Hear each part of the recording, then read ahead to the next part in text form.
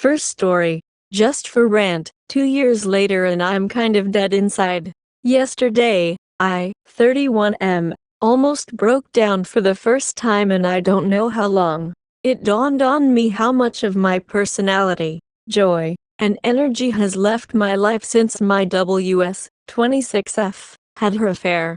I've become independent and emotionally disconnected, comfortably so, from her in a relationship, but I'm no longer holding her affair over her head. I've focused on myself, created relational boundaries, spoken my piece, received professional medical help to identify how I was gaslighted and how to recover from its effects, and I've focused almost all of my energy on our wonderful daughter, 3F.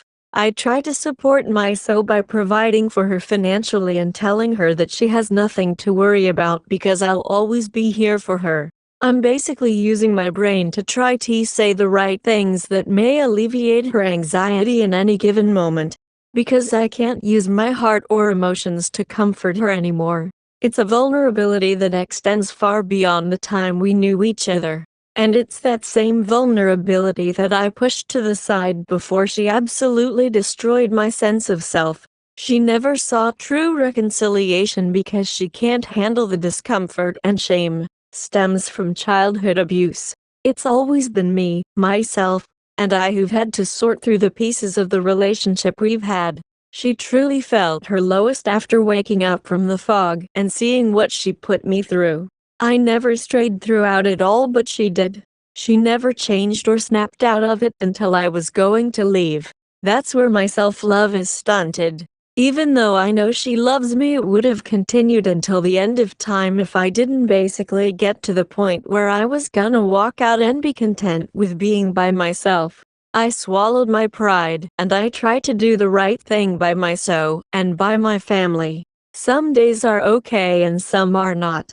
But there are no great days where I feel love or connection. What's worse is I could deal with it until something clicked in my head about how I look now to people who don't even know me. I look standoffish and unpleasant. I don't have energy to enjoy people or social interactions anymore. I don't even feel like when I have fun that I'm actually having fun in comparison to the way I used to feel about everything. I know that a lot of this is just one of those things in life as we age, and everything seems to lose its appeal, but this is profoundly different. I'm sad again for the first time in forever, and I just needed to get this off my chest.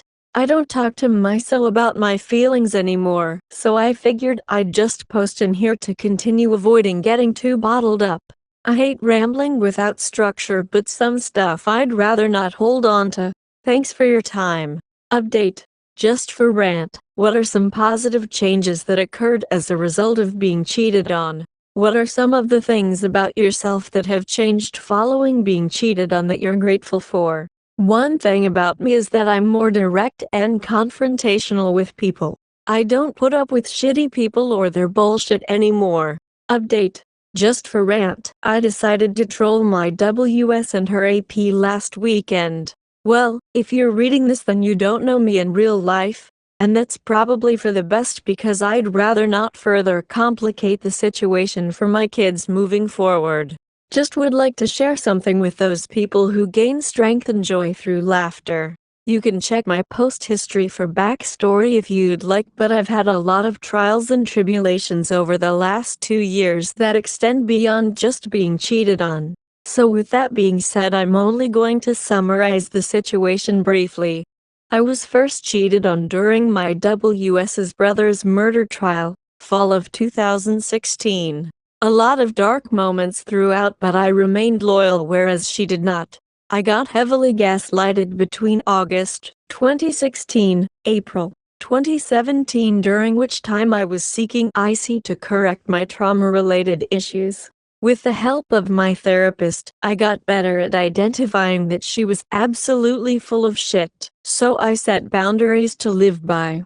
I continued IC and learned to cope with what happened and what she still refused to admit to. Flash forward to last Tuesday. I turned on her old MacBook and found an old screenshot of a Snapchat conversation between her and her AP where he had sent her his address. The photo info showed that it was from the weekend. I always pointed to when I had confronted her about lying. She said they wanted to catch up over drinks, but never met up, and she was shamed that they even thought about it. Degrees. I deactivated my FB account Wednesday, just because I didn't feel like being tagged in any photos or sappy threads by her. Important for later. Well, luckily for me, last Thursday, I got her to cave and admit to a whole slew of things, including that they did meet up that weekend, and that they did have sex. She was still lying about pursuing him beyond that though. I explained why we were done, and broke up with her before rolling out to Cleveland at night. While I was out there all weekend getting drunk with friends, but Friday morning, when I woke up, I decided to do what I wanted to instead of what I felt was the high road. I reactivated my FB so that I could message her AP, who lives in that area, for the first time ever. Long story short, I told this guy that if he didn't do what I told, I would make sure his then girlfriend, now wife, would be hearing from me. Made him meet me face to face where I could drag him through the mud metaphorically and grill him on everything to figure out his side of the truth. I know how to deal with people, so I initially set him up with loaded questions I already had the answer to. I gave him 2 strikes and said that if he lied again, I was gonna head to his wife. He spilled the beans. Interestingly enough, I also decided to make him take a selfie with me so that I could send it to my WS and drop a nuke on her mind, knowing that I know everything. That text convo with her went as follows. Her sends me screenshot of my Facebook relationship status as single. You seriously changed it to single. Me, what did you think I meant when I said we were done? I told you that I'm done protecting you from reality. Her, you seriously reactivated your Facebook just so that your friends and family can see you're single. Me, wasn't the main reason. Her, really? And the main reason being, me, sent her picture with me and her AP. Her, what in the actual fuck, dude? Feeling vindicated over here. Thanks for reading, guys. Update. During therapy, for anyone feeling lost needing support, I'm here to help you in any way I can. I've been through a lot and still have quite a bit to navigate, but through IC and open communication, I've gained a lot of tools for better coping mechanisms, identifying my underlying issues, and understanding the importance of help when we need it most. You can comment any questions, thoughts, feelings, etc., and I will do my best to respond quickly. You may also DM me if you're more comfortable taking that approach. Just a reminder though, I am not a professional therapist. If you ask me for my thoughts or any advice, I may have to offer based off of my own experience. It shouldn't be treated as professional advice. Update. Happy New Year's to BS's and WS's. Keep your head up. Whether together or apart, you've got a lot of good memories ahead in 2019. Enjoy the clean slate and any relief that you may find in the little things. Cheers. Update. To every guy who fights for love, I wanted to reach out to you and explain what I've learned about people, not just cheaters. It's unfortunate and it takes some of the love out of your heart, but it's the God's honest truth. There are 2 types of people in the world. Those who can't look away and those who can. When I cause others pain, it consumes me and invokes action on my behalf to apologize, convey my remorse, help the hurt person recover, and for me to learn from my mistakes so that I may avoid causing others more pain. When my WS found someone she could use as a mental escape, she never once focused on the hell she put me through. The same goes for friends when it becomes apparent when you're in need of help. Some will drop everything and not only support you but fight to defend you when you can't defend yourself. Others will treat it as an opportunity to tell you how you need to understand both sides, yours and your WS's. Or they won't put in extra effort when helping you becomes bothersome or an inconvenience. I believe that people can change for the better or for the worse, but that's through behavioral modification. On an elemental level, we either go one of 2 ways with love, into the flames or away from the flames. That's how I judge people now. As soon as they show me who they are when all the cards fall, I know that I'll never be able to depend on them beyond a certain point. Their love is conditional. I know what it's like to truly believe that you know your wife and to truly believe that this isn't who she really is. I know what it's like to have an inability to not give her the benefit of the doubt every single time. I know what it's like to hear everyone else characterize her as just another cheater before you immediately feel compelled to explain she's not the person they think she is. Well, I hate to break it to you, but that amazing woman that you believe you chased away or hurt or let down so many times before is just like every other monster that you'll hear about on these forums. They all have that ability to tune out the sight and sound of us dying on the inside just so that they can chase a fantasy. She will murder you 1,000 times over just so that she can feel the rush and excitement of a new text from their AP. She'll make you out to be the boogeyman in her own mind just to avoid the inconvenience of feeling guilt or shame. And the only time it truly stops and she'll finally come back to you mentally and emotionally is when your hope finally dies and you walk away, metaphorically or literally. Don't get me wrong. I know what it was for me. I wouldn't listen to anyone who truly cared about me when they'd tell me I deserved better, and that's because I love unconditionally. I wouldn't give up because that's how I love. I'll walk through the gates of hell hoping that someone would do the same for me. As a result, I always convinced myself she was different than everyone else, and I kept fighting through it. I pushed through it until my mind and heart warped beyond repair. I paid a bigger price than I knew I was capable of paying. I lost my vibrance, my warmth, my faith, my hope. I lost the amazing guy I used to be. I became cold, calculated, cynical, and less joyful in life.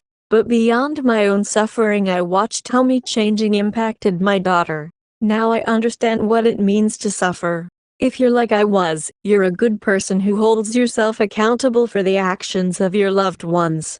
I hope you're not. I hope you are selfish enough to see what's in front of you. There are two doors, both lead to pain, but only one has an exit on the other side. The other is infinite. Always choose the door you would want your child to choose if this were their life instead. Update. Being self-aware. Sometimes it sucks that I have so much confidence in my self-introspection. I'm hard on myself, and I often cut my own legs out from under myself with potential progress, because I look so deeply into my motives for fighting for the things I want. I'm feeling extremely deprived of any genuine remorse or deep caring on the behalf of my WS. To summarize, she's always struggled with confrontation, and as a result has never brought up any aspect of the affair without me first initiating the conversation. And this is with me reaching out to her for several years about needing her to take the initiative in discussing what I have to and continue to go through. To this day, there has never been a single attempt on her behalf to ask me how I feel about the affair or the experiences that she put our family through. And this isn't to say she is completely void of any feelings of remorse. This is just to showcase how I have never once felt the relief of feeling that she can step outside of herself to care for my well-being. Now on to the central component of this post. For what seems like forever, literal years, I have periodically given her flack for never taking the initiative on planning out a date night. This always comes in the form of light-hearted criticism with the obvious undertone. But this desire that I have for a date night comes from the part of me that is dying for a connection, or any sort of reprieve from feeling unloved or unwanted.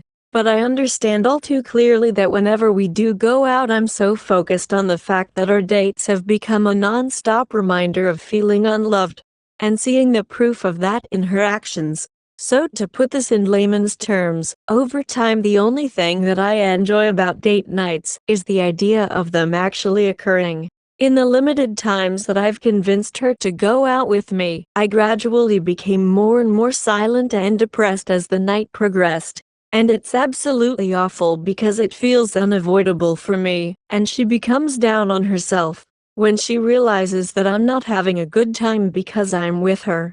I realized a long time ago that I became incapable of enjoying our nights out because of the feelings of neglect that grew over time. And now it's a double-edged sword that I can't seem to figure out. I want that connection that comes from our time adventuring together, but the feelings it evokes are too much for me to overcome in the heat of the moment. Today is the first date that she has taken the initiative with. I told myself a long time ago that if I ever did finally see her start to try, it'd be hard for me to respond in a positive way, but that I'd have to push through the discomfort so as not to discourage her from continuing to trying.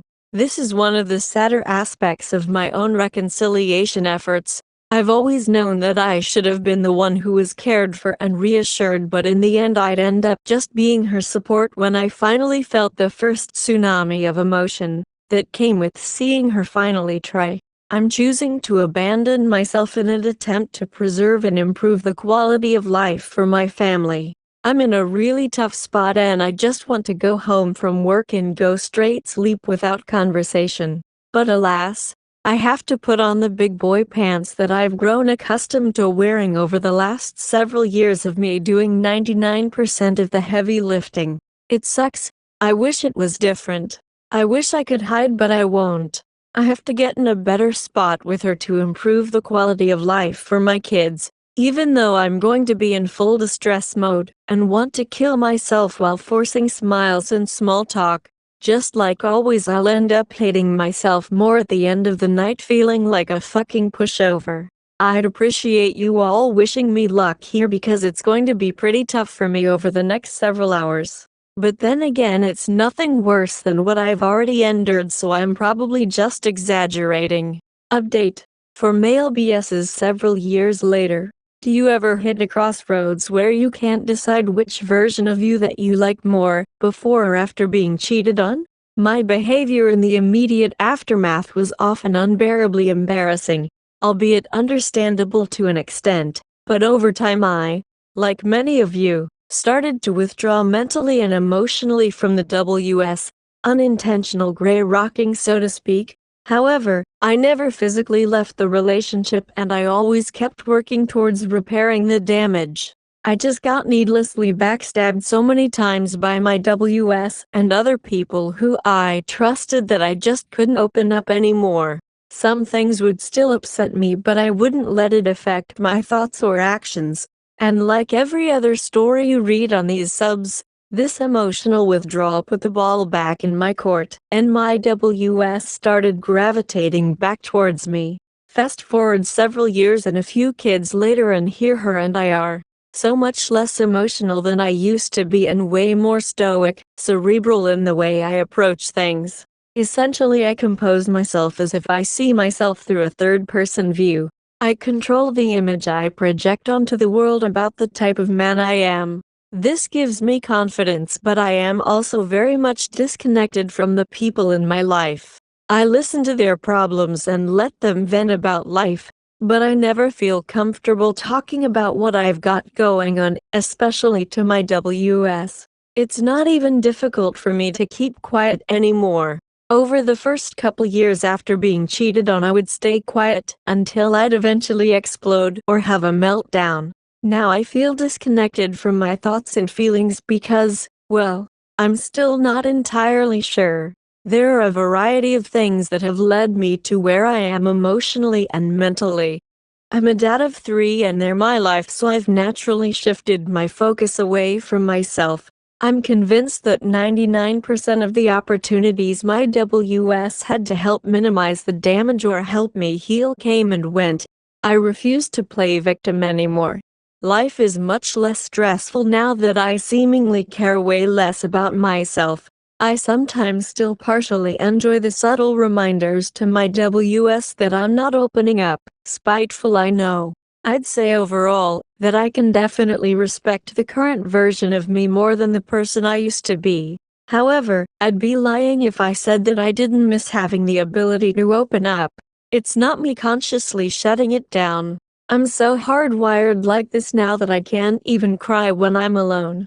If I'm ever truly distraught, I'll almost start crying. But something always triggers my whole body tensing up, and that vulnerable feeling goes up in smoke. When it's all said and done, I can't decide which version of me should stay and which should go because both versions of me can't coexist. Is anyone else in the same or a similar situation? Update. Second choice. Today I just can't anymore. I try every minute, hour, day, week, and year. I just can't do it anymore. Not today. Like always, I'll feel different in the morning. I'll have more energy, patience, and tolerance for being everyone's last priority, including my own. I'll look back at this post and probably chalk it up to me being dramatic like I always do. I'll beat myself down for being emotional and distraught. I'll disregard myself because I have to in order to keep my life intact. If I fight for myself, I spiral out of control because nothing ever changes. I know deep down that I won't kill myself for plenty of reasons, but I do use the thought of dying to help me cope with my anxiety and broken spirit. I'm everyone's rock. The people I manage at work look to me for guidance. My friends look to me for support.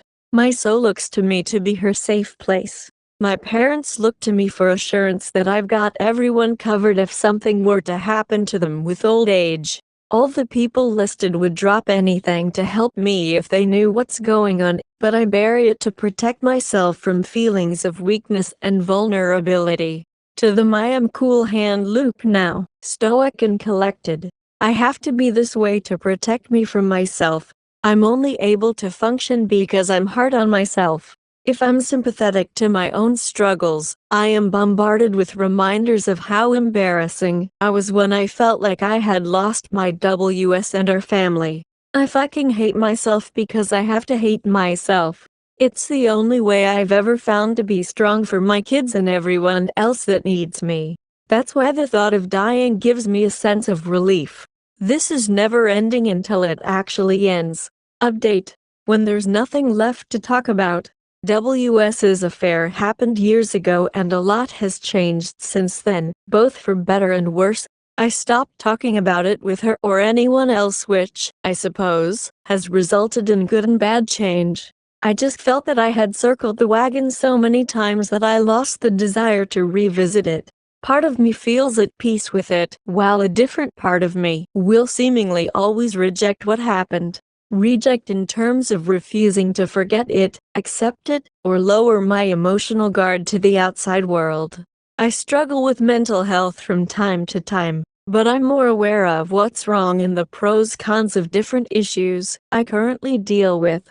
I say that to explain that I have always used suicidal ideation as a way to cope with traumatic memories and flashbacks, as well as the high-stress moments that they create for me mentally.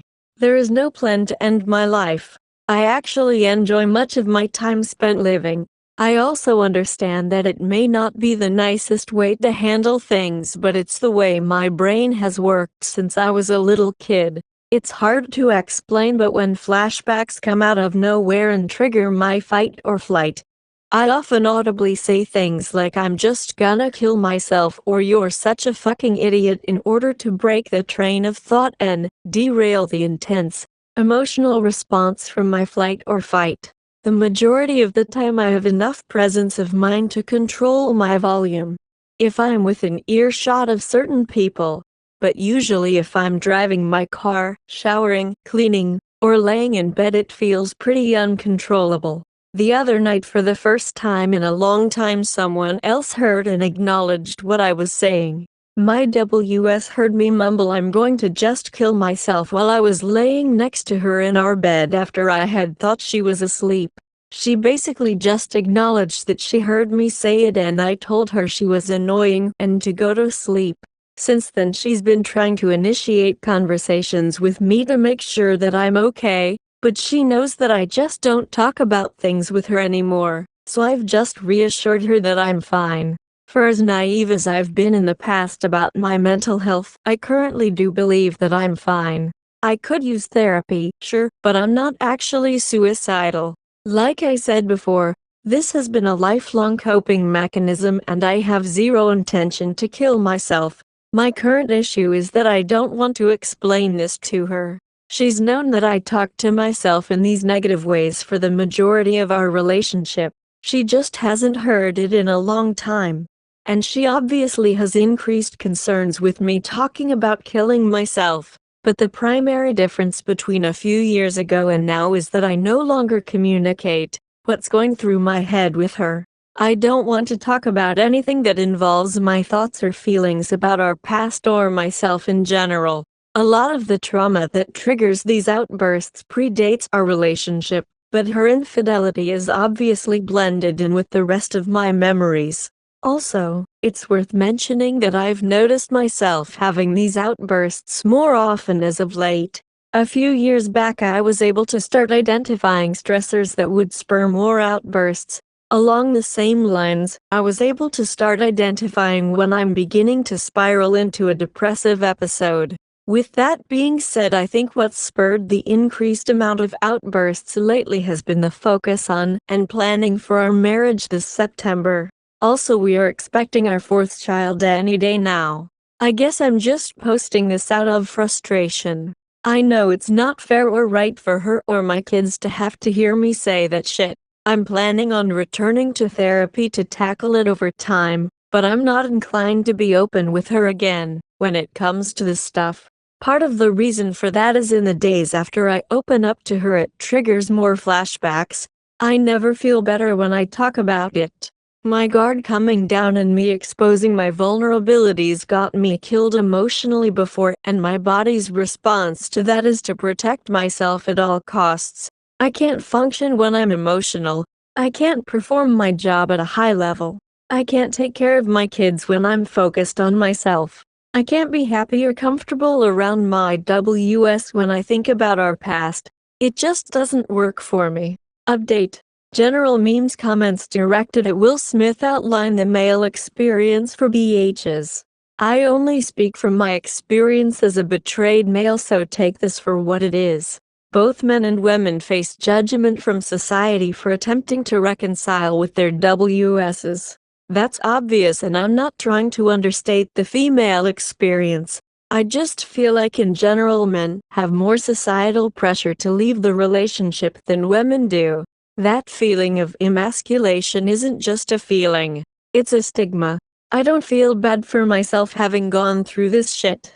I feel bad for other guys who are better people than me, who are more compassionate, who feel all alone, and who don't know how to keep fighting after there's nothing left. You guys aren't alone.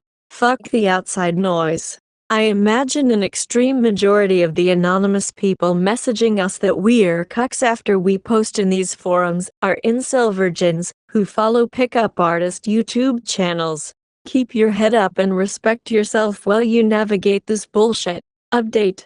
My very petty letter to Mr. AP. What's up, my boy? Long time no see. Figured I'd circle back around one last time to see how much has changed since that time I made you meet up with me at that Walmart. That whole situation brought me great joy and relief, but I'm not so sure you felt the same.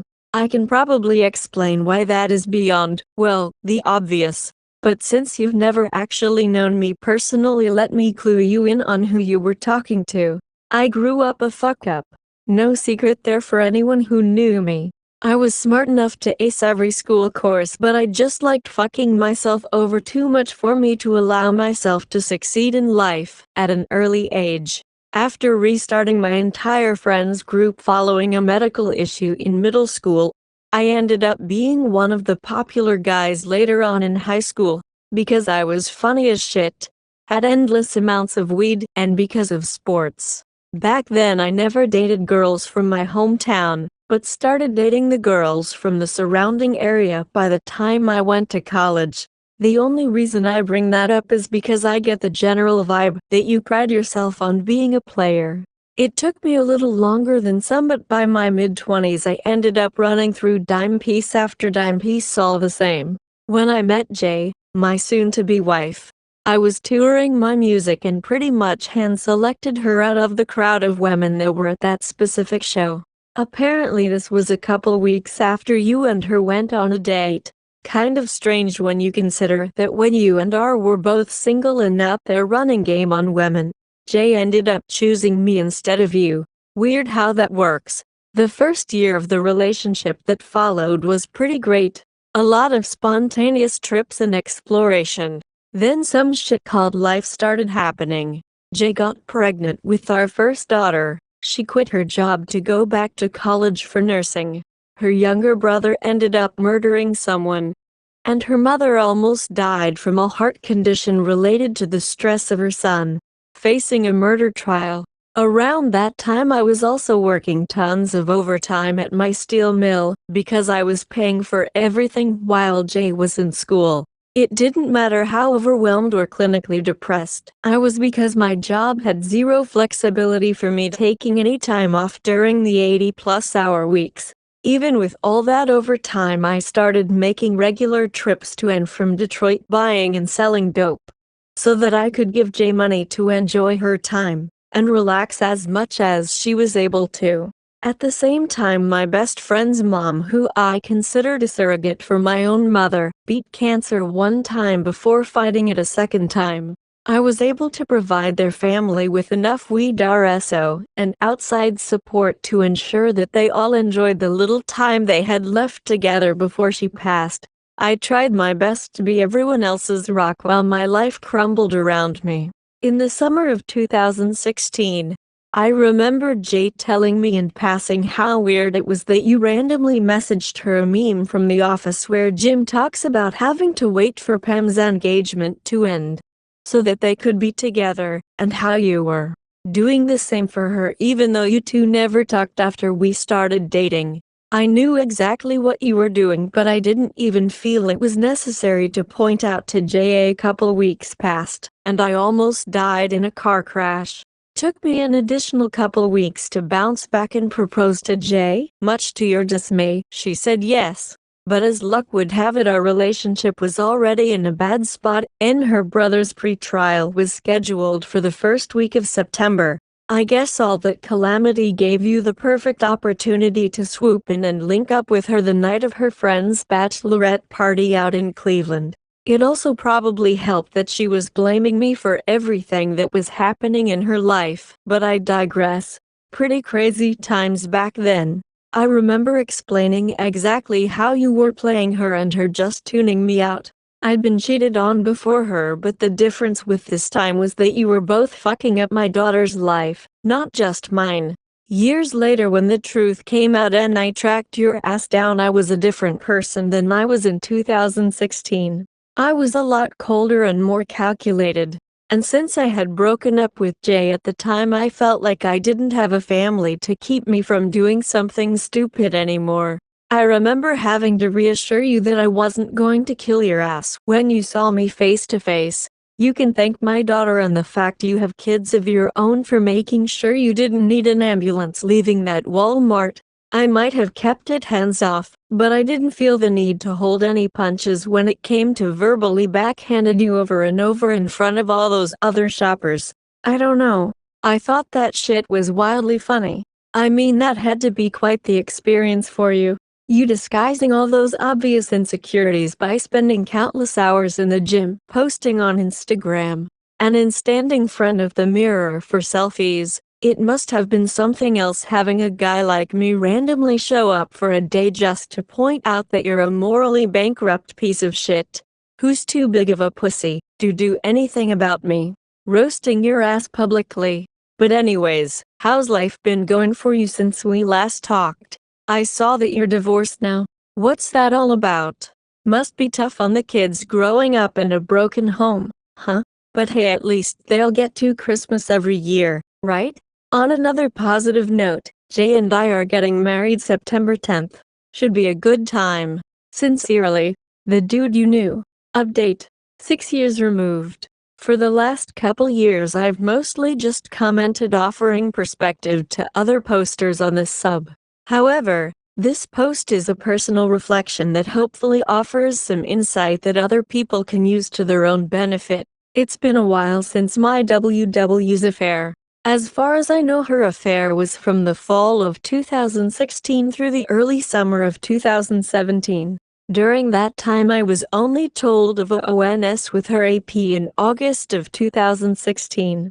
That September-October our relationship fell apart. She broke up with me, blaming the state of our relationship a week before that Halloween. By the end of December she decided she wanted to restart the relationship.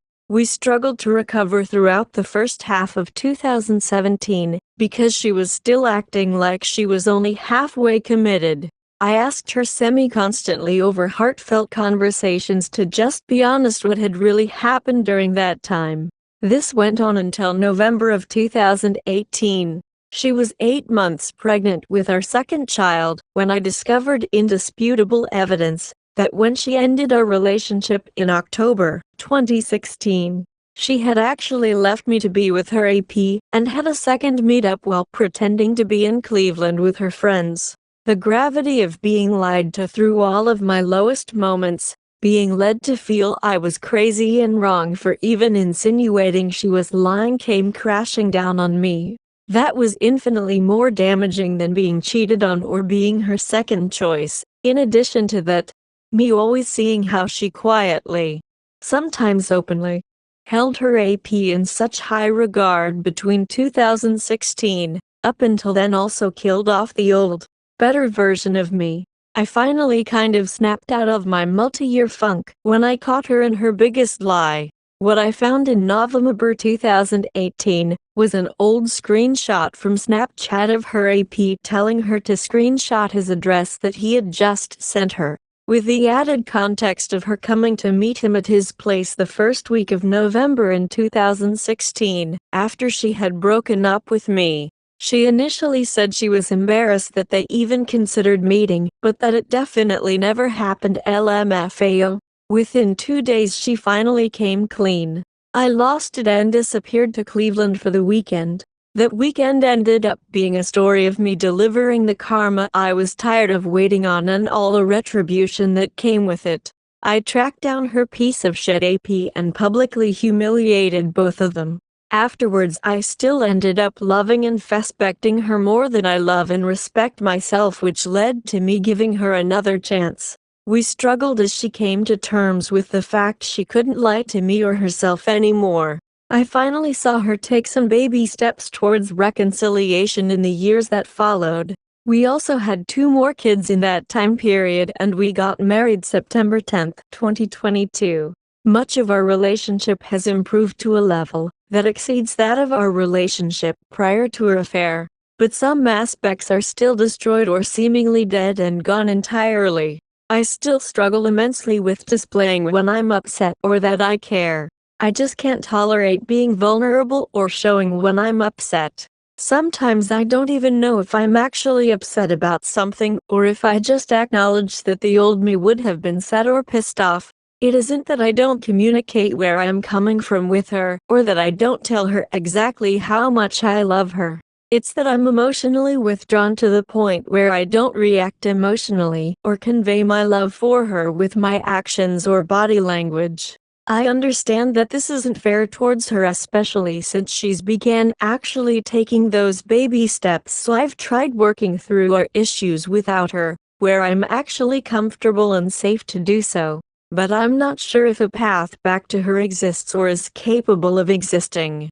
I lost myself trying everything I could, trying to get her to stop lying for so long that I view myself as second to her in every category. As far as how she feels is concerned, it's like my subconscious is still waiting and preparing for the next new revelation. I just can't break through that barrier. It's not the end of our marriage for now, but I know it weighs on her heavily. I still take everything a day at a time, but even with so much time passed, there is so much I haven't been able to resolve or fix. There are still fires raging in my heart that I'm not confident I'll ever be able to put out entirely. I know that I love her, and I think, never fully believe deep down, that she loves me the same way I love her. However, I do believe that she believes she loves me. I've dedicated so much of my life to helping friends, family, and strangers going through similar situations since then that I've kind of stopped caring about fixing myself anymore. I'm infinitely happier now than I was a few years ago, but I've kind of just become resigned to the fact that a part of me is gone forever. I've been around these subs long enough to know that so many of you feel the same way, so I won't bother wasting my time asking if that's the case. We all have a responsibility to ourselves and our loved ones to continue working and improving through honesty and forgiveness. It's just fucking tough seeing the bigger picture from before and after every now and then. Update. If you're AWS, please understand that you're changing for the better by partaking in this community, and that makes your progress worth celebrating. I understand how hard it must be navigating a world where you feel branded or defined by your decisions. I'm the BS in my relationship. But over the last several years I've focused more time and effort on supporting WSs because I truly believe that remorseful WSs lack adequate support online and IRL. I want to inform each of you that regardless of the decisions that led you here, you still deserve compassion and grace. You are loved even when you attempt to deprive yourself from feeling it. I don't need to know each of your stories. I don't even need to know your true motivations for being on this sub. You're human. You make mistakes. Sometimes mistakes are intentional and sometimes they're not. You're all here now, and that's what matters the most. I could be doing something other than posting this message right now, especially considering how I was the one who got cheated on in my relationship. And yet here I am pulling for each one of you to overcome the trauma and heartbreak. You just take this a day at a time. Remember that hurt people whenever you read a demotivating comment directed at you or other WSs. Don't stop moving forward even when you take a step backwards. It won't feel like progress when it hurts, but that's exactly what progress is. If you need to vent or just want to chat, by all means message me. Regardless, take care of yourself.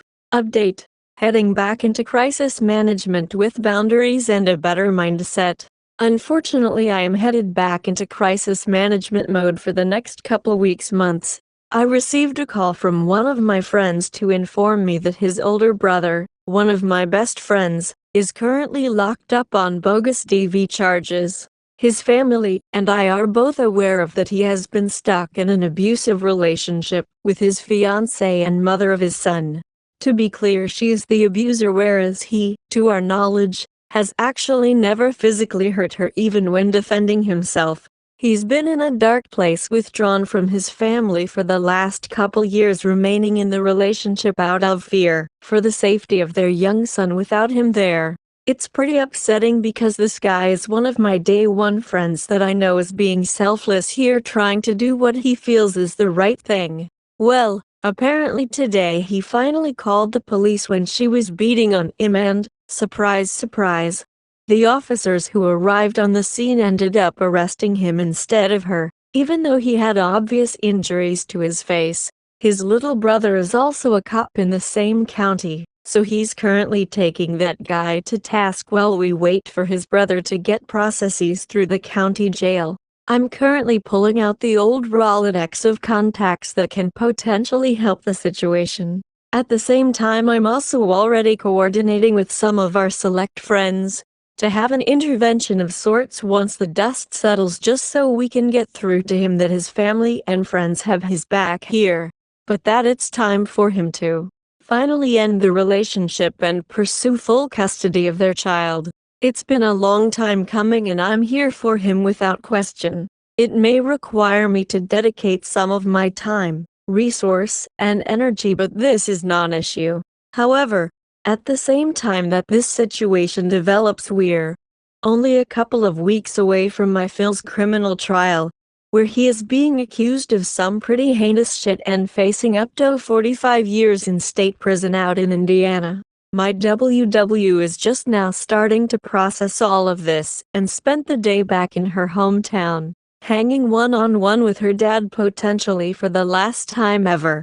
The last time that we experienced something like this was when her little brother was going through a murder trial that resulted in him being sentenced to life with a chance of parole after 32 years.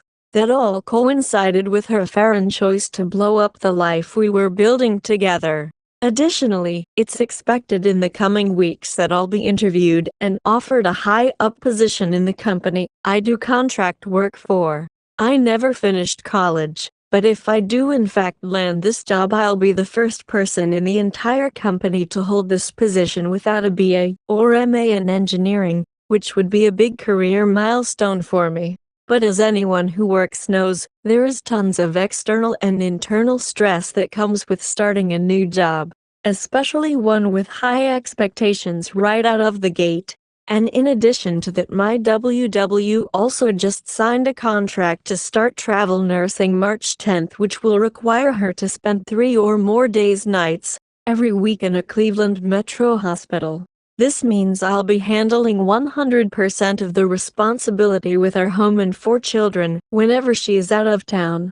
And to top it all off, the last I heard, been a couple years, so who knows now. Her AP was a floor nurse inside the same hospital system. From an outsider's perspective, this is quite a lot to deal with, but if I'm being honest, I'm not worried. If anything, I'm confident in myself to navigate this shit and make everyone around me feel better. Kind of strange considering how I handled things so terribly a few years ago. I have my boundaries firmly set with my WW, and she knows what will happen if she repeats old mistakes again.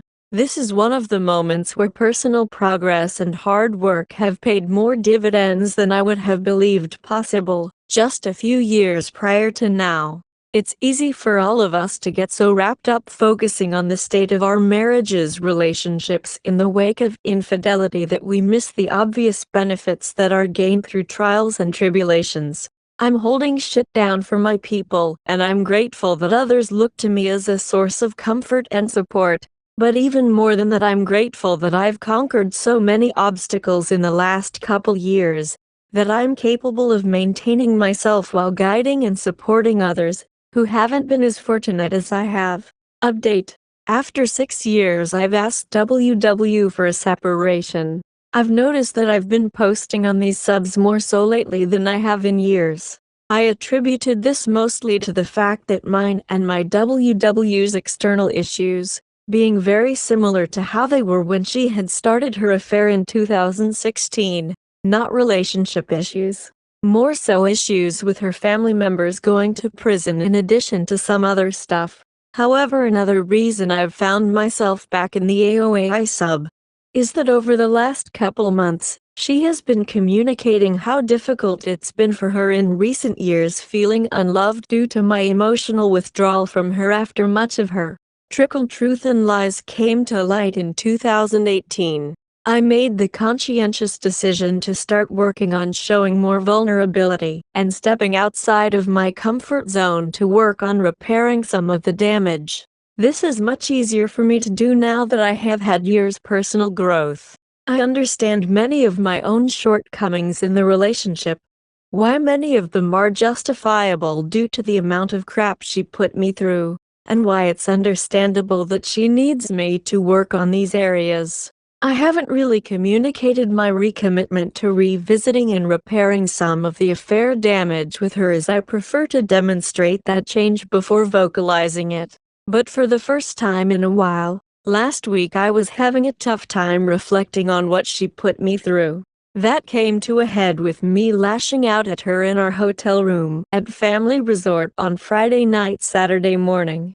After getting triggered by her bailing on sex late Friday night, I was left wide awake in the bed with her passed out next to me. It gave me time to think about the countless times that I've communicated how she rarely, once a year-ish and almost always after she's had more than a couple drinks, demonstrates a desire to initiate sex. That led me to thinking about how little she's done to help me recover from her affair and lying since the day her affair started.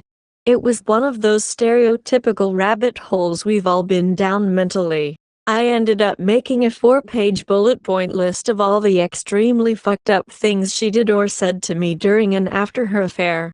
I took screenshots of the list and sent it to her while she was asleep. That led to a very minor argument when she woke up in the morning, but ultimately she told me she was sorry for everything on the list, and we had a pretty great time with the kids between Saturday to this afternoon.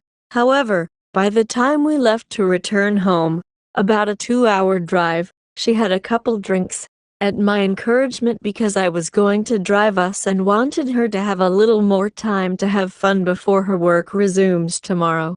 While we were on the drive, our kids were completely passed out from all of the activities this weekend, and we had some quality one-on-one time. We talked about her dad, headed to prison for 6 years, her friends, and our relationship. The conversation started off okay with her and I talking about our relationship over the last couple months. We both pointed out some positives and she pointed out something that's really been bothering her since it happened. Basically, a few months ago she told me out of seemingly nowhere that she was battling suicidal ideation. I didn't take it well because it was alarming to me, and I had no idea things had gotten so bad for her with postpartum depression, home life, her family, and work. It's weird to say, but I really wasn't surprised she felt that way though, because I knew she was struggling. What shocked me was hearing her say it to me, because she hasn't usually retreats into herself whenever she's going through a depressive period of time. Anyways, back to the car ride discussion from today. I apologized to her for how I reacted a couple months ago, and explained how that event, coupled with her telling me how hard it's been feeling unloved, both really impacted my actions and thought process.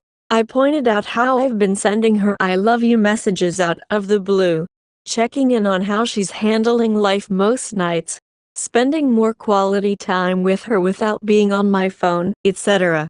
Pointing that out seemed to put a smile on her face, and she acknowledged how impactful it's been for her this month with me doing little things that have been customized to her love language. That's mostly where the positives ended from the conversation. A few more things were mentioned after that and the conversation turned silent. This gave me time to have a silent conversation with myself. While I was thinking, it suddenly dawned on me that the conversation was the exact type of stuff I would communicate with her instead, before I became emotionally withdrawn. So I decided to acknowledge to her that I was having a conversation with myself and wanting to explain some of the changes with me that have occurred over time. This led to me explaining where I was at mentally in the build-up to me lashing out at her Friday night in the hotel. Bear in mind, this conversation was motivated by me to start openly communicating with her again. I started explaining how I was struggling with acknowledging to myself that after I received her SOS signal a couple months ago, I've been stepping outside of my comfort zone and ignoring the plethora of major issues that I feel were never resolved. More specifically, I said she never gave me the level of effort she has received or is currently receiving from me. I also pointed out some of the key issues that eventually led to my emotional withdrawal in the relationship. One of those issues was she was never upfront and honest about something else that happened during the affair timeline, but with a separate guy than her AP. Long story short, in 2017 I found a FB conversation between her and another guy. Let's call him Paul because that's his real name. Fuck Paul. That had sexually explicit memes, jokes about her ass, inappropriate conversation, and heavy flirting. I hadn't viewed Paul as a legitimate concern, especially when comparing him to her AP or myself, so I never really pressed her on it until years down the road. About 2 years ago, I stopped trying to pressure her to come clean about what happened between her and Paul, because she just wouldn't budge on admitting what happened. Here's what I was able to verify up to that point in time. In November 2016, after she left me for her AP, but found out that he got another girl pregnant, she decided to spend a Friday night out with Paul and his friends. Paul lived about an hour away from us. We were still living together at the time, so she ultimately spent the night at Paul's friend's house. She admitted that they got drunk and flirted that night, but nothing else happened between them. However, I was able to verify earlier that day she texted her close female friend a selfie of the outfit asking if it was cute or not. Additionally, I had found proof that before and potentially after that night they were sending each other sexually explicit messages. Can't go back and verify exact dates, times, since she deleted their FB conversation to try hiding it from me before she realized that I had already seen it. So in summary, around that time she felt heartbroken by AP choosing a relationship with a different girl instead of her. She spent the night out drinking clubbing with a random group of people that included Paul, who she knew had a sexual interest in her at the time. They flirted with each other throughout the evening, and she spent the night in Paul's friend's house with Paul present, but they didn't have sex or kiss or anything. I'm not asking what you guys think happened. We all know something happened that night because we're not fucking idiots. I've known this for a long time, but I just got too worn out investigating her lies and cover-ups with her affair with her AP from that time period to keep living my life begging her to be honest with me. I withdrew from her, and our relationship became way less chaotic, and I began to really work on myself in the years that led up to now. Fast forward back to our car ride conversation today. I explained that she wasn't honest about what happened with Paul, and I wasn't going to ask her again since she's never demonstrated the courage or desire to step outside of herself or her comfort zone to help me heal, which is exactly what I've been doing for her lately. I pointed out that I wasn't mad about it, but it really bugged me that nothing I ever went through was ever enough motivation for her to change. I pointed out how self-centered she was in regards to reconciliation and my healing. She didn't outright object to this being said, but she fucked up and saw that I actually did want to ask her again if anything happened between her and Paul. She wasn't wrong, and I took the opportunity to say why. Is there something you want to finally come clean about? She replied nothing happened. And that was what sent the conversation spiraling. I told her that it was nice getting confirmation that some things will never change. We went back and forth, mostly me absolutely filleting her with every absurd detail I had connected to that night and cutting her legs out from underneath her with every rebuttal she tried hurling at me. At some point I had her confirm that her and Paul stayed in the same house that night and asked her if they stayed in the same room. Yes. Then I asked her if they had slept in the same bed. Yes. I busted out laughing because I never knew that detail, and it made her defense somehow even more absurd. She asked me if she should just tell me what I wanted to hear, that her and Paul had sex, even though it wasn't the truth. I said yes, go ahead and humor me. I'd like to hear you say it. She said it, and then I told her to go ahead and lie about the details of what happened that night. She asked me what I meant, to which I explained, well, you just lied by saying you both had sex. Why don't you draw some more inspiration from reality and tell the details of how it happened? And that's when she thought it was a good time to say, okay, I'll just tell you the details of what happened between me and Nick. Her AP, and I'll pretend that's what happened that night between me and Paul. She proceeds to lie about the details from the night staying with Paul by actually detailing the night between her and her AP, and it got more petty from there. At the end of our car ride, when we pulled up in our driveway, I opened my door, turned towards her in the passenger seat, and told her that I was using March 10th, the say she starts travel nursing, as the beginning of a trial separation. Then I got out and walked inside the house. She looked like she saw a ghost when I said, because she knew I meant it. Pretty wild turn of events considering how we had been improving in most areas over the last couple years now, but I'm not changing my mind. This needed to happen years ago, and I'm doing what I need to in order to continue healing and becoming a better person and father. Update on the separation. Well, it's been about 2 months and my WW has been travel nursing the last 4 or 5 weeks now. It's been pretty challenging between managing my work and our 4 kids while keeping them all on a semi-normal schedule. I have been LC with my WW during her time traveling, and, just as I thought, it's been a night and day difference. I've been less stressed, and I've surprisingly been more productive with her out of sight, out of mind. She has been enjoying the challenges and change of scenery with her new job, and I've been able to see what life as a single dad would be like.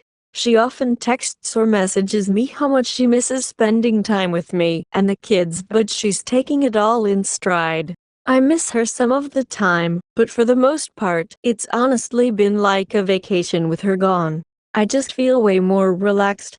That's not due to anything she was doing while home, but with our complicated history, I've come to terms with the fact that being around her keeps me on edge. And again, that's not to say that I was miserable with her home. It's just that the cumulative bullshit she put me through over the years kind of left me in defensive posture most of the time when I'm with her. The additional news is that when she has been home in between workdays, we've both enjoyed each other's company for the most part. We've had some alone time, a couple nights with her opening up about a whole plethora of shit that has helped me reframe the type of person I believed her to be. Some of the things she talked about were good and some were bad, but I view that mixed bag as a net positive for our relationship. However, we definitely still need more time apart with her working in order to fully detox from all of the bullshit. As it stands, I'm encouraging her to continue to work abroad and eventually extend her 13-week contract, because I see that it's more beneficial for our entire family due to the less stressful environment at home, the crazy pay she's receiving, and how much it's helping her with getting a fresh start with new challenges and experiences. As it currently stands, I have no desire or intention to file for a legal separation or bring an end to the relationship. However, it has come as no shock to me that I immediately felt the benefit of time apart. The only thing I didn't expect, for whatever reason, is how much better I would feel about myself being able to manage everything on my own. Update. I do not understand how I continue moving forward. I'm currently thinking that just because I'm doing okay now, it doesn't protect me from snapping at some point and hurling myself off a cliff. Currently I'm doing good because I've mastered the art of compartmentalization, but I know that at some point down the line I'll have to turn around and unpack everything I've boxed up in order to be happy again. At that point, I hope all my kids are grown up and I'm at peace with myself, because the thought of ending it never seems too far away from me. For now, my kids act as my safeguard, but if I have to relive the same shit I've already had to deal with, I don't know if I will feel the same willpower to continue fighting. This all just took so much joy from my life. Update. Found my wife's new journal today while cleaning. I don't feel guilty for reading it. At this point moving forward, there are no boundaries for her privacy. If I feel compelled to read her thoughts, I'll do just that. The only entries were from last December. This was a couple years after I emotionally withdrew from her, a couple months after our wedding, and shortly after she had informed me of her suicidal thoughts due to her battle with PPD and me being emotionally withdrawn from her for so long. All of the entries were about her biggest regrets. Some of them I was aware of and others I was not. Unsurprisingly, her affair was one of them. But what did come as a surprise was that she listed it as her biggest regret and the one mistake she would erase if she had one wish. This was shocking. Maybe not to you, the reader, but to me, I'm still finding it hard to believe. There are just so many major things she blames herself for in her lifetime. Like when she wasn't picking up the phone for her brother, when he tried calling her in the weeks leading up to him murdering someone. He's currently serving life in prison now. I guess I just devalued the way I thought she valued me to the point where reading that blew my mind. She also went into detail about how she broke me down mentally playing mind games, just like her abusive father has done to her and her brother their whole lives. There were several pages listing her other regrets prior to her affair, but it was especially heartbreaking because it was the only page I could see dried tears that caused the ink to bleed from the words she wrote. She explained how I was the best thing that has ever happened to her, and how she had blamed me for everything wrong in her life before, during, and after her affair. She detailed how it was like she took the only person who would always protect and love her, and she threw me down a garbage disposal 10 times before she finally realized what she was doing, and it was too late. She said how every day she's reminded of the monster she is because she sees how permanently broken and damaged I am because of her biggest fuck up. I'm trying to just process this at the moment, but I do feel like I finally heard the words from her. that I always needed to hear in order to heal a great deal of the damage.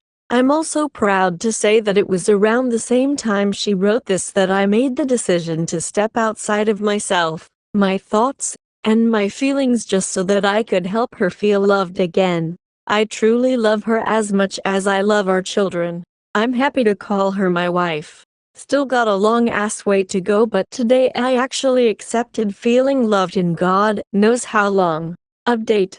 Last night my wife admitted to another affair from the past. It's crazy how you can know something happened after 7 years and still feel shocked when the person who has denied the truth all that time finally admits it. She said she came clean because she knew that over the last couple months, this is the closest I've been to leaving her. She explained that if we can manage to save our marriage and family, that she wants us to rebuild it with all of the truth out in the open.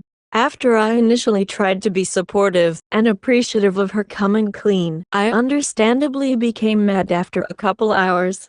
She ended up getting drunk and defensive, trying to draw some false equivalences with things I did wrong around the same time. She kept that same attitude when she woke up this morning, so I told her she has until May 21st to move out. Impending separation with a likely divorce following suit. I just don't have the ability to fight for this anymore.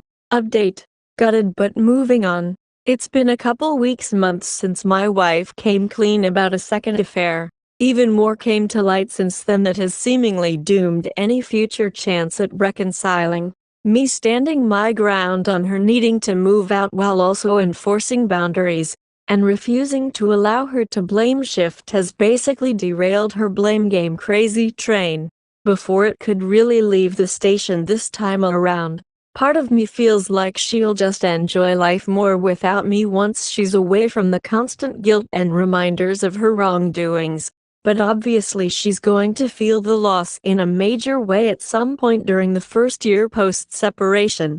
I'm gutted and depressed because I am alone now, looking at the apocalyptic storm clouds rolling in on the horizon in the form of divorce and joint custody.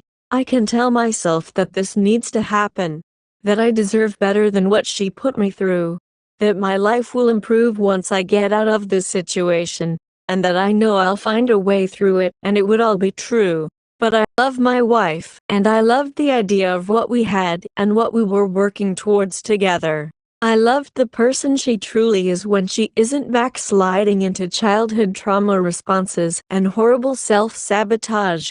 When it came time for her to finally start doing the work on her end, she delivered the death blow instead of confronting herself. So I guess this is it. Spoke with my attorney last week with the intention to file for divorce this week. Wish me luck, because if there was ever a point in my life where I needed it, it'd be right now. Update. Ruining a couple lives. In the process of divorce, and found out a couple months ago that there was a doctor my wife was seeing while she has been travel nursing. After my wife casually admitted that she had readed him on Snapchat around mid-June in response to me upsetting her, I let her know that I was filing immediately, was trying to sort out financials beforehand. I also requested that she let her new boy toy know that I am going to track him down, expose his affairs, more with other nurses my wife is friends with, and destroy his career. He blocked me on all social media thinking that would help. It didn't. He has been hiding his marriage from the world at large, sharing zero pics, his relationship status, and mostly avoiding social media at large. Found his wife and messaged her the following from my Instagram profile that he blocked. Hey, can you let your husband know that his old buddy, the dude you knew, is wishing him a happy 4th of July. She doesn't know who I am, but he sure does. Now I'm letting him marinate in the paranoia this week before I start to ratcheting up the pressure. At some point this week or next I'll be making him meet me face to face with the belief that I have questions and deliver the threat that I'll destroy his life if he doesn't show up. Then once I get him in front of me, I'm going to make him choose between keeping his career or his family. After I force him to answer, I'll be letting him know that he's still losing both and that I really just brought him there to look him in his eyes and tell him I'm taking everything away from him. Basically, I want my face, my smile, and the whole interaction to haunt him.